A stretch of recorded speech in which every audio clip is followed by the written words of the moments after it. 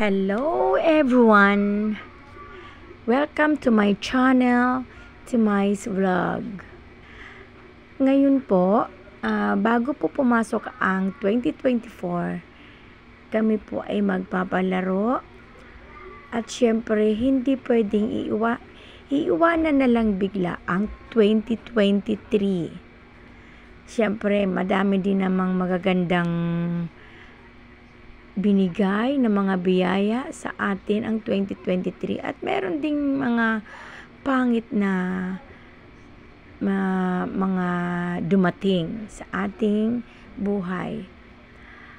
At ngayon, syempre, may isang iiwanan at may isang sasalubungin na 2024. Syempre, gagawa tayo ng isang maganda mga palaro para sa pagsalubong ng 2024. At ngayon nga, naisipang magpalaro at ito yung tinatawag na larong talong. Merong disposable glass na nakataob sa semento.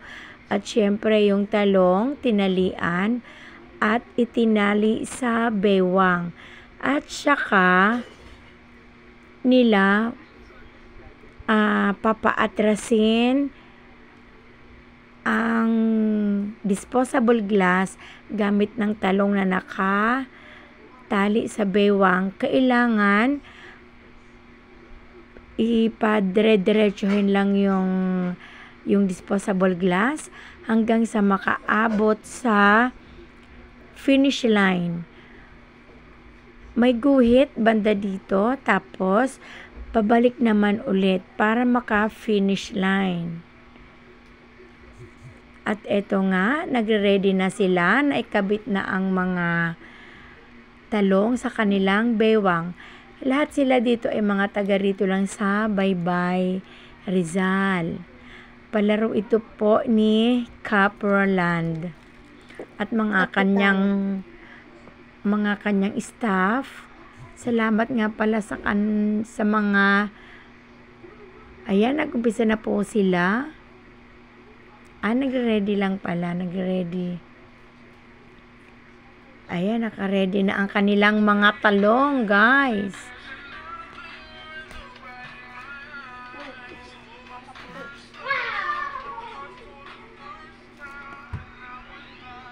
Patayay na, pataya. Patayon mo.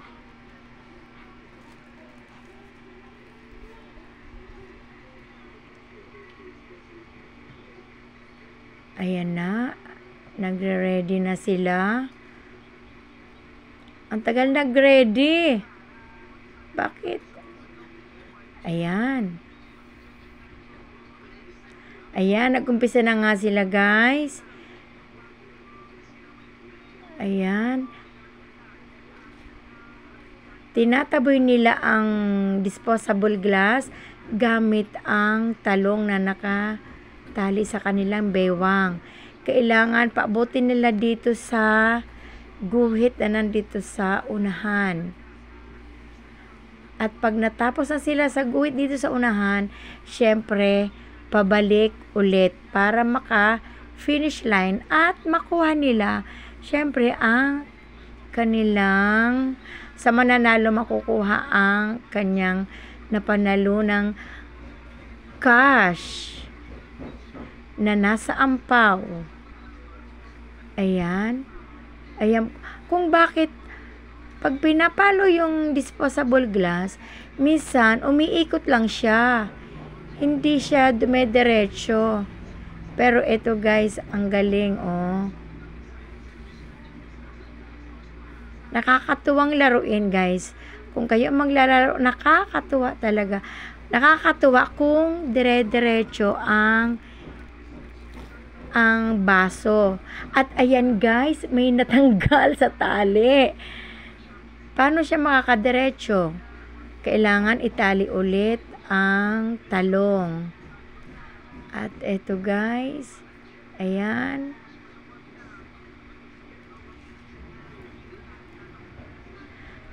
Akala niya Akala niya okay na yun. Hindi niya alam.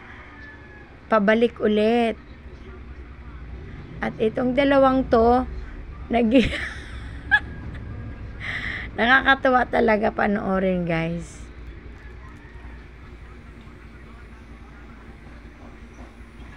Ayan. At may nauuna na nga, guys. Nandun na sa, pabalik na yung isa. At sila dito pabalik na rin. Pero, mahirap na rin habulin. Andun na yung isa, Dito lang sa mga taga-baybay ang maglaro. Si Ardales, si Jason Laurinaria, at sino ba tong isa? Ayun, si Turboy. At ito si Mane. Nag-uunahan sila maka-finish.